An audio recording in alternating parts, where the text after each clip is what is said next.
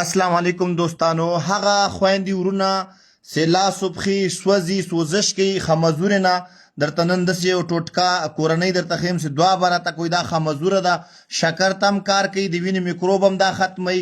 او هغه کسان چې لا صبحي سوزش کوي حد نه زیات سوزي هغه ته هم دا کار کوي.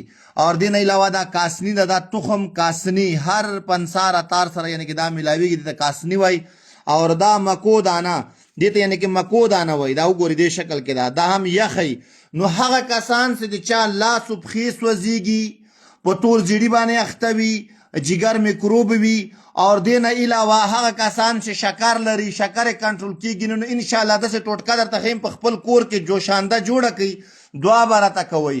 بیا درته هغه کسان چې شکر کنټرول لپاره دوای نه خوري، شکر نه کنټرولېږي، یا لاسونه او پښې سوځېږي، کله چې لاسونه او پښې سوځي هلته تاسو جګر او ګردې سي وینه نه پاکوي، نو وینه او تش ادرارو سره مکس کېږي، نو چا لاس او پښې سوځي بیا هغه باندې یوه دوام کار نه کوي.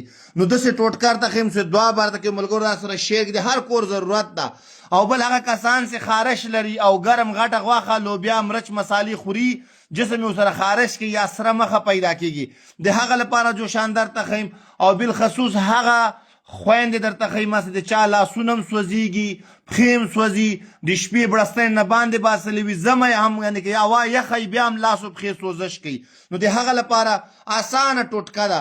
اول چې څوک شکر هم لري، جسم یې ګرمي لري، جګر یا د مثانې ګرمي وي یا تور زیړی، یعنی که تور زیړي لپاره دا داسې یو ټوټکه ده چې دوه بره ته کوئ. اول به خمزوره واخلئ، دا هر پنسار سره په غرو کې پیدا کېږي. نو دې خمزورې به تاسو تقریبا دا وګورئ 15 دانې یا 10 دانې به راواخلئ، داسې به یو ګیلاس اوبو کې واچوئ. صحیح سو؟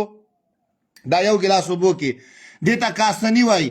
دا کاسني به تاسو واخلئ، یعنی که نیمه چمچ یعنی کاسني، دا هم داسې یو ګیلاس اوبو کې مکس کړي دې سره.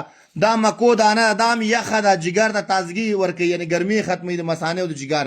نیمه کاچوغه به دا واچوئ. صحیح سو؟ بیا به دا مکس کوي، دې سره به یو ګیلاس اوبه نورې ګډې کوي، دې سره به یعنې که یو ګیلاس اوبه نورې واچوئ. او سهار ټیم کې دا به جوش کوي، چې کله هم جوش کړه بیا به راواخلئ، یو ګیلاس اوبه پاتې شوی په ټوټه به یې چان غلبیل کوي، دا اوبه به یې راواخلئ سهار په نهاره باندې. هغه کسان چې تور زیړی لري، ځورېږي، جګر یې ضعیفه یا ډاکټر ته تا جګر ضعیفه ده، د وینې میکروبات لري، همه قسم د وینې که تاسو میکروب لري هغه ته کار کوي. دې نه علاوه لاسونه او پښې چې د چا سوځي، عموما څوک شکر لري یا شکر نم لري، پښې سوزش کوي، ډېره ګرمي لري جسم یې، هغه سهار ټیم کې صرف دا ځان ته جوش کړي او دا اوبه یې وڅښي خالي، بیا ماښام داسې جوش کړي دا اوبه یې وڅښي. د الله په فضل چې تاسو هر چیرته یعنې که دا درې شوي نه ارزانه دي، دا تاسو ته پیدا کېږي. تور زیړي والا، د لاس و پښې سوزش، د وینې میکروبات، خارش او د جګر ګرمي لپاره، یعنې که دې نه بله ټوټکه ښه نسته.